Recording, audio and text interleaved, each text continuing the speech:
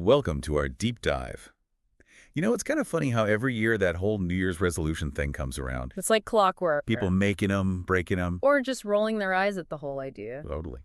So we're diving into this article from, let me see, that's Life 24/7, called New Year 2025, New Year, New You. Catchy. Right.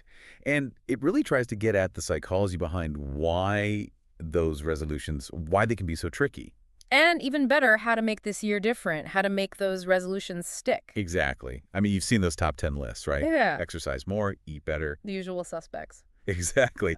But what I found interesting about this article was they paired those resolutions, like those top 10 lists, with the top 10 excuses people make. Oh, that's good. Like they're on to us. Totally. Yeah. Like they knew exactly what we'd say. Well, we've all been there, promising ourselves this is the year, right? Oh, yeah. This is the year I conquer the gym or finally clean out that closet. For sure. But it's not enough to just, make a list and hope for the best. Speaking of those goals, did learn a new language make the cut this year? Let me think. Because, I've kind of had my eye on this Spanish course. You're in luck. It's definitely having a moment. Really? Yeah. And they actually touch on making those kinds of learning goals, like how to make them stick. I love these deep dives. Yeah, Always something to discover. always. But, okay, before I get ahead of myself, let's unpack these common excuses, because I was reading through them and I was like, oh, yeah, I used that one. Especially the whole I don't have enough time excuse. The classic, everyone's go-to. Pretty much my life motto at this point. Right. But it's interesting, the article connects that excuse, that time excuse, to something a little deeper. Our relationship with time management. Oh, intriguing. I like it. Yeah. It's not just about magically finding more hours in the day, right? It's more about understanding, why we prioritize certain things over others, even when those choices, maybe they don't really match up with our long-term goals. Yeah, it's like that saying, right? You make time for what matters most. Ooh, I like that. So maybe this whole time excuse, it's not really about the actual time. Right. Maybe it's more about what we really value deep down, subconsciously. Yes. A whole other can of worms. Absolutely. And you know what? The article actually dives into some really practical time management hacks. Okay, love it. Have you heard of the 5-minute rule? Ooh, fill me in. Time management hacks, that's my love language. Okay, so it's simple, but it's clever. So the idea is you commit to working on a goal, whatever that goal is, but only for 5 minutes. Okay. And a lot of times, just starting, just that initial push, it's enough to break through that resistance. Right. And you kind of find yourself wanting to keep going. It's tricking your brain. Yes. It's like, oh, this isn't so bad. Might as well finish it. Exactly. Our brains love a shortcut. They do. And this definitely plays into that. The article also talks about breaking down larger goals, like learning a new language, Right. into smaller steps, more manageable. Which makes so much sense. Right. Because instead of freaking out like, oh my God, I have to become fluent in this language. Right. I'm just going to learn a couple new words today. Exactly. Or master this one grammar rule. It changes the whole game. Totally. Instead of this giant mountain you have to climb, it's Yeah. okay, these little hills. I could do that. Exactly. Manageable. We've got to talk about energy, though. Oh, yeah. Because you could have all the time management skills in the world, but if you're exhausted, It's a walk. those resolutions are just not going to happen. It's me by Wednesday afternoon. Right. What does the article say about those energy slumps? Okay, so they emphasize this idea of understanding your natural energy cycles. Okay. So, throughout the day, we have peaks and valleys in our energy. Right. So the article's encouraging us to track that, really notice those patterns. Okay. And then schedule your hardest tasks for when you have the most energy. So, when I am feeling very much not like a zombie, Right. that's when I do my Spanish lesson, as opposed to, Wednesday afternoon. Exactly. Work with your body, not against it. Smart. And of course, they talk about sleep, Of course. managing stress, eating healthy. Right. And get this, exercise. Wait, hold on.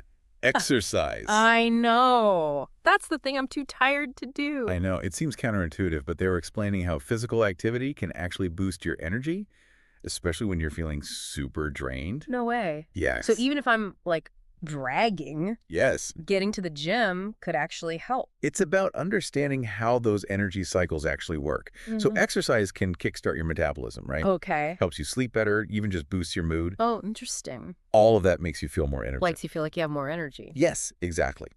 But, and this is key, They emphasize listening to your body Okay. and choosing activities you actually enjoy doing, which makes sense because if you hate it, you're not going to do it. Exactly. So maybe salsa dancing instead of the treadmill. Right, exactly. Sign me up. Find what works for you. Okay. Make it fun. This article's got it all. We've covered what? Excuses, time management, energy. It really shows you how this whole self-improvement thing, it's not just about, like, willpower, you know? Yeah. It's about working smarter, Right. not harder. Speaking of smarter, remember how we were talking about those negative thoughts that can creep in? Yeah. The article, it actually goes there. It even mentions imposter syndrome. Ooh, imposter syndrome. Yeah, I've been there. It's like you feel like you're not as good as people think you are, even when you know you are. It's so common. It is. And the article really emphasizes that it can stop us from going after what we want. Totally. So how do we fight back against that self-doubt? Asking for a friend. The article suggests focusing on those little wins we have along the way Okay. instead of getting caught up in what we haven't done yet. Oh, I like that. Celebrate each step. It doesn't matter how small it seems. It's like that whole building momentum thing, Yeah. right? Like each win, even if it's something small, like, I don't know, mastering a new verb tense in Spanish. Exactly. It keeps you going. It fuels you. And it actually goes back to what we were saying earlier about like breaking down those big goals into those bite-sized pieces. Yeah. Each one's a step, right? Yeah. And celebrating those little victories, it really helps quiet that inner critic we all have. It's like giving yourself permission to be proud, which can be hard. It is. Anything else from the article in terms of actually sticking to your guns with these resolutions? What else stood out to you? They said something really interesting, that real change, it takes time. Okay. They actually even cited research that it takes an average of 66 days. 66 days. 66 days to form a new habit. Okay, so not a year. Right. Like that feels doable, right? Or more manageable. Right. And I think it highlights that this is really a journey. Right. It's not this race. We're going to have good days. We're going to have bad days. Sure. The key is to like be kind to yourself. Right. And use those setbacks as learning moments instead of failures. Which can be so hard because we're so programmed, like, Yes. to be perfect right out of the gate. Yeah. And it's just not realistic. It's not. And even if we don't perfectly stick to everything we said we would for those 66 days, you're still making progress, right? Right. You're still learning. You are. I like that. It's a win-win. So to wrap things up, for those of you listening, here's something to think about. What if this year, instead of trying to change your whole life, Right. you just pick one thing I love that. from this deep dive, from this article even, just one thing that really resonated with you. Okay. Maybe it's the 5-minute rule. Maybe it's that thing about energy cycles, whatever. Commit to just that one thing for the next 66 days. Imagine the impact. Right. Small changes consistently, they can lead to big results. They can. I feel energized. This was a great deep dive. Yeah. I feel like, if nothing else, we've learned that we have the power to change, you know, one step at a time. We do. We absolutely do. So thank you for joining us for this journey of self-discovery, and until next time, Happy habit building. Happy New Year.